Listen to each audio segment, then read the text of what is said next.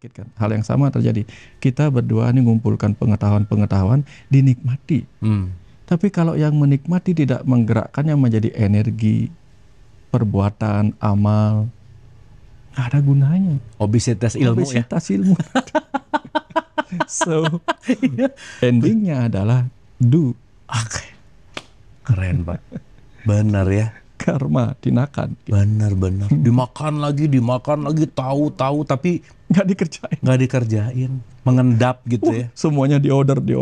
Satu meja penuh dengan makanan. Setelah itu dia bilang, aku sudah kenyang dengan melihatnya saja. Apa nikmat?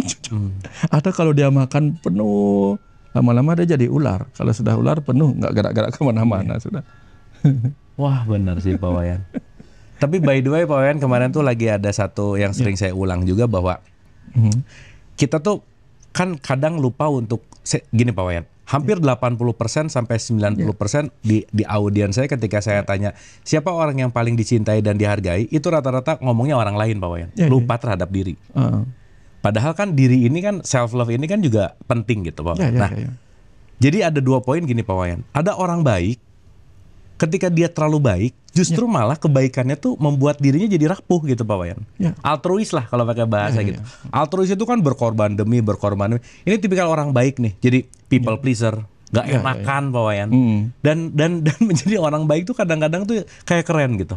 Dan dia say yes to everything, bahkan dia nggak bisa bilang tidak, dia nggak jujur sama perasaannya. Dan di satu penelitian bahwa ketika seseorang nggak jujur itu, tubuh tidak pernah bisa dimanipulasi, dan itu akan jadi penyakit Pak Wayan. Nah, gimana supaya kita nggak jadi orang baik, tetapi jadi orang sadar? Dalam konteks batasannya ketika saya juga perlu self love nih, dan antara self love dan selfish itu beda tipis Pak Wayan. Betul. Gimana tuh Pak Wayan? Ya kadang-kadang itu ada masa kecil di mana orang tidak dihargai Kang Abu. Dan dia baru merasa dihargai ketika dia memberikan sesuatu kepada orang. Akhirnya dia melekat kepada luka yang butuh penghargaan itu. Karena ketika dia terus lapar akan rasa penghargaan itu, yang terjadi apa? Dia terus memberikan kepada orang. Karena dengan itu dia mendapatkan pujian. Akhirnya dia menjadi takut untuk tidak memberikan. Dia takut untuk say no. Supaya apa? Karena kalau dia say no dan orang lain berubah sikap pada dia tersakiti lagi. Seperti membangun luka lama. Jadi dia belum sembuh, dia belum selesai dengan dirinya sendiri. Ini bahayanya ketika orang di masa kecil, secara ilmu parenting, di masa kecil itu tidak pernah diajarkan menghargai dirinya sendiri. Dia akhirnya tergantung pada penghargaan orang lain. Kalau orang mengatakan aku bagus, baru aku benar-benar bagus. Sedikit saja orang mengatakan dia buruk, ribuan kata bagus sebelumnya nggak ada gunanya, hilang. Nah, akhirnya apa? Aku tidak mau kehilangan setitik pun pujian orang lain.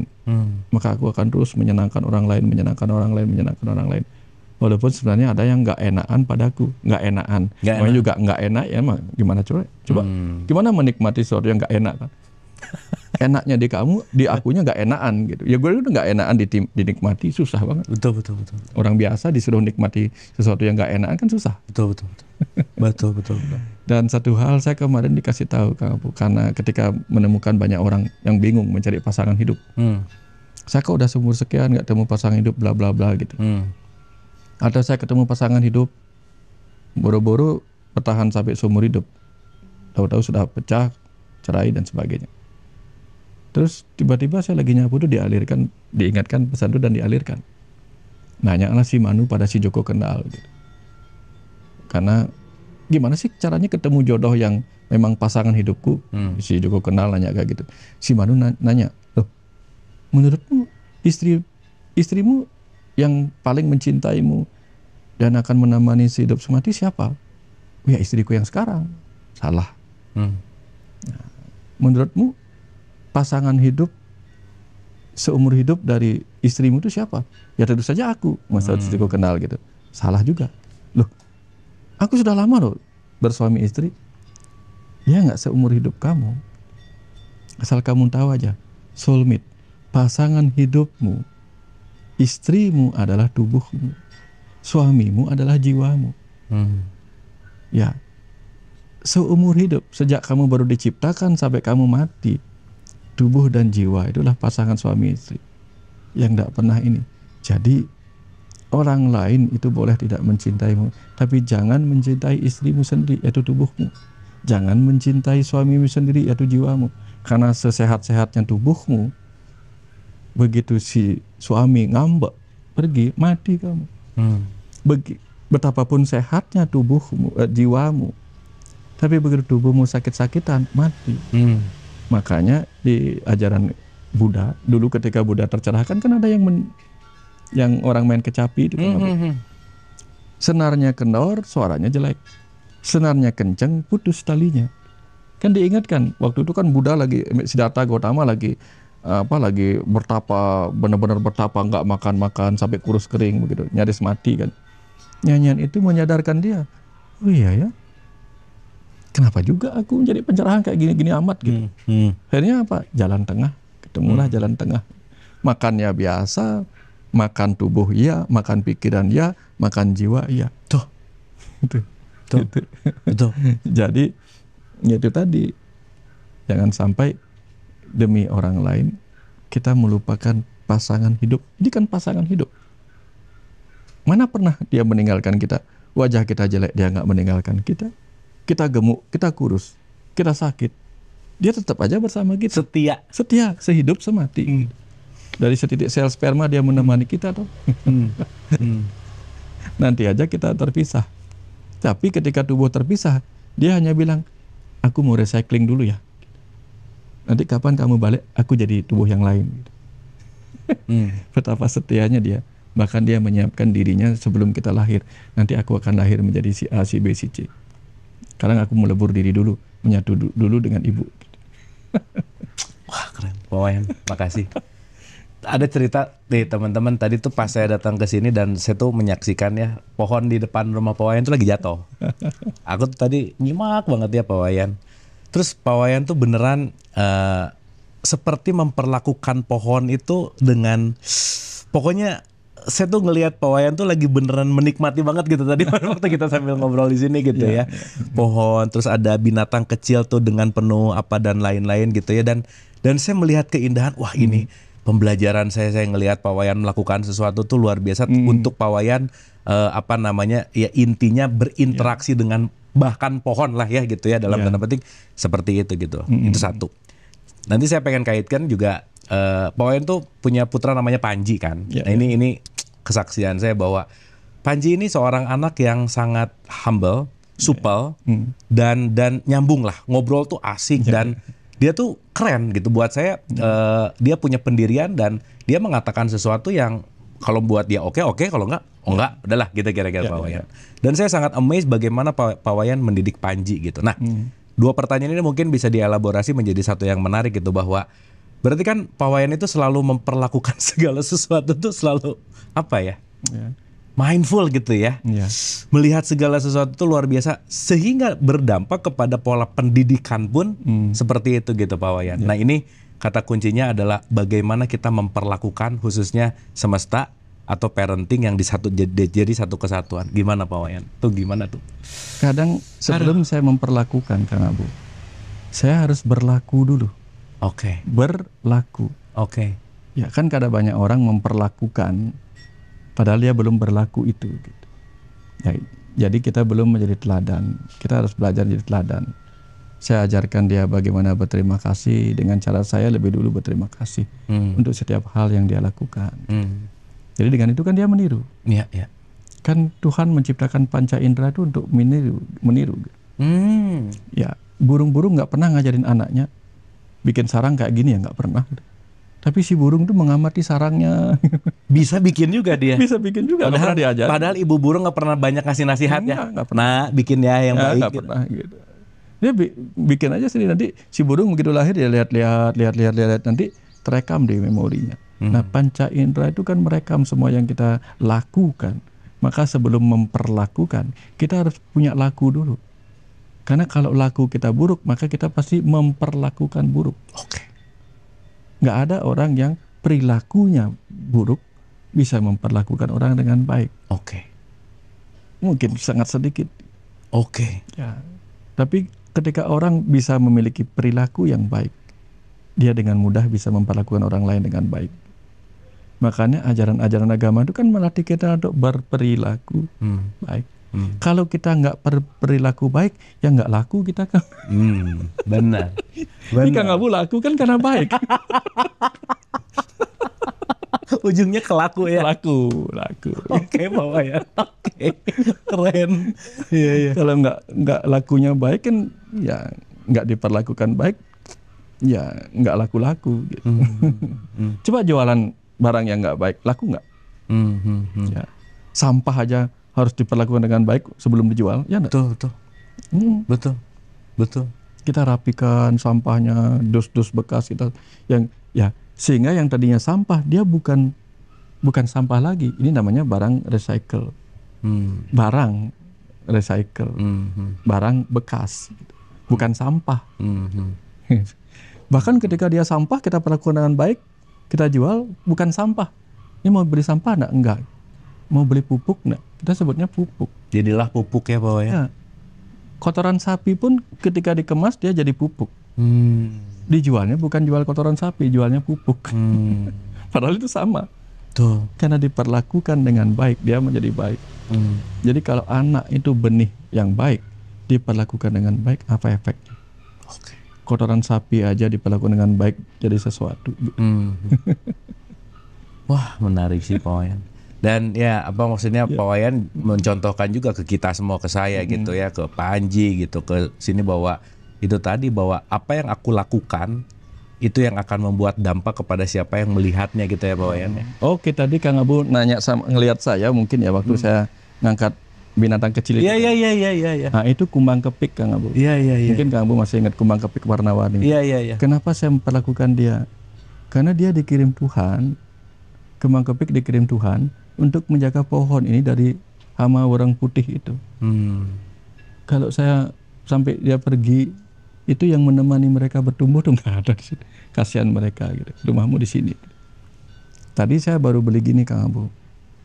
Karena beberapa kali saya amati pohon burung-burung, burung derkuku mungkin ya. Sering hinggap di atap, sering hinggap di sini. Kadang dia tadi turun dia. Saya hanya belum sempat, tapi tadi saya sudah belikan tempat besar sama makanannya Kang. Nanti saya mau taruh di beranda di atas. Sehingga ketika mereka terbang, mereka melihat sesuatu untuk dimakan gitu. Saya ingin sekali ngelihat burung-burung makan di situ. Makan di situ karena beberapa kali kalau dia di bawah, kadang dia disergap sama kucing. Dan dia terluka. Ya, kadang karena saya bukan dokter hewan, mencoba merawat, gagal Kang, meninggal, matilah burungnya itu. Kasihan juga. Sebagai dokter saya berhadapan dengan burung yang harusnya tidak mati ya mati gitu. Nah, jadi lebih baik saya kasih di tempat yang aman, dia dapat makan dan bisa menikmati makanan dan selamat dari sergapan kucing gitu.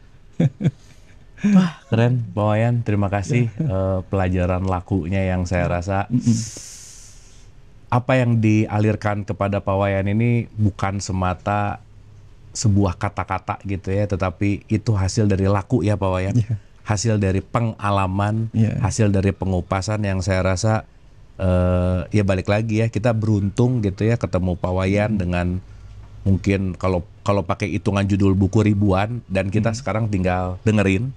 Dan tadi ada benernya juga bahwa ketika kita mendengarkan dan kita tidak menjadi laku lagi, itu kita akan obesitas pengetahuan gitu Pak Wayan. Itu menarik banget sih. Hipertensi malah kan. Hipertensi. Makanya banyak orang yang terlalu banyak tahu tapi tidak dijadikan laku, dia hipertensi, gampang marah. Gampang. Apalagi dengan menyalahkan orang lain Pak Wayan. Hipertensi itu sering bikin sakit kepala.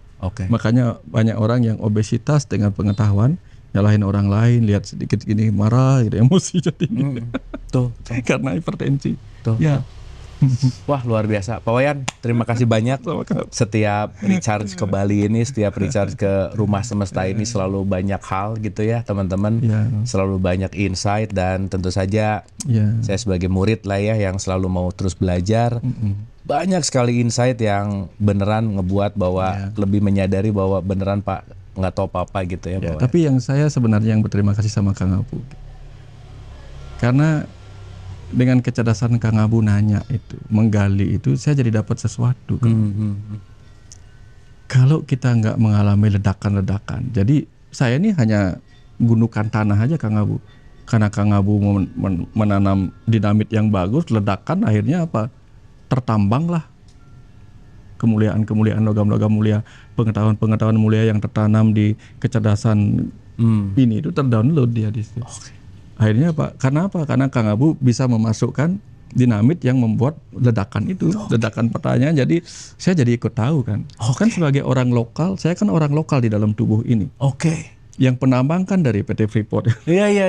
Yang penambang kan dari luar. Iya. Tapi setidak-tidaknya kan saya nggak boleh ikut nambang di situ. Tapi kan di pinggir-pinggir sungai saya dapat sedikit-sedikit. Iya.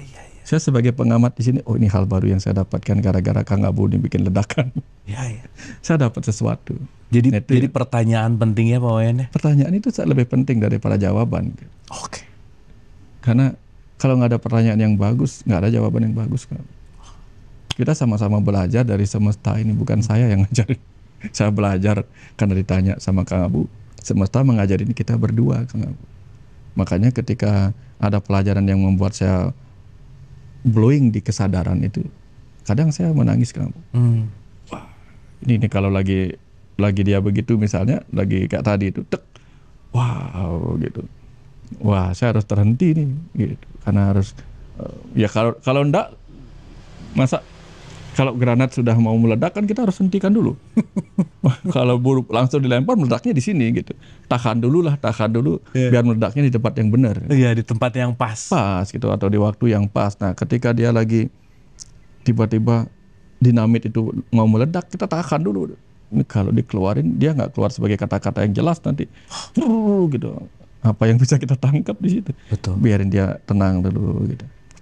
Oke, luar biasa. Statement, ending closement gitu Pak Wayan ya, final statement, pesan perdamaian untuk pertemuan kita hari ini, karena kan ini juga kita bicara tentang perdamaian ya Pak Wayan. Apa sih yang bisa disampaikan untuk pesan perdamaian penting buat kita semua Pak Wayan? Silakan. Oke. Begini kamu, begini teman-teman gitu. Kalau kita mau mencari surga itu bukan tempat yang penuh dengan huru-hara, kekacauan, gitu. Tapi surga itu penuh dengan rasa yang damai. Kalau kita membawa ketidakdamaian masuk ke surga, diusir kita dari surga. Bertemu Tuhan sebagai sumber kedamaian, kalau kita tidak membawa kedamaian juga sama. Maka bekal yang terbaik untuk pergi ke surga yang penuh kedamaian, bertemu Tuhan yang penuh kedamaian, adalah dengan membawa kedamaian itu sendiri. Ya, kalau kita tidak membawa kedamaian, ya seperti kita bawa tiket sepak bola ke bioskop, ditolak kita. Bawa tiket bioskop ke bioskop, bawa tiket bola ke lapangan sepak bola, bawa tiket kedamaian menuju tempat kedamaian. Jangan bawa tiket kebencian menuju surga, tiket kemarahan menuju kepada Tuhan. Jaka sembung, bawa golok. Nggak nyambung dan sedikit goblok. Kira-kira seperti itu kamu. Oke, Pak Wayan, terima kasih. Aduh, udah deh. Banyak berkah hari ini ya, banyak sekali insight dan banyak sekali hal yang saya rasa bisa kita kupas. Dan semoga sekali lagi kita tidak hipertensi ilmu, tidak obesitas ilmu, bukan hanya sekedar jadi pengepul atau pengumpul, tetapi bagaimana apa yang kita sudah miliki, mari kita outputkan menjadi sebuah laku. Dan yang paling penting, bagaimana kita mau ke surga kalau tiketnya tiket neraka gitu. Bagaimana kita mau ke surga yang penuh kedamaian kalau kita tidak membawa kedamaian. Terima kasih, semoga bermanfaat. Sampai ketemu di episode berikutnya.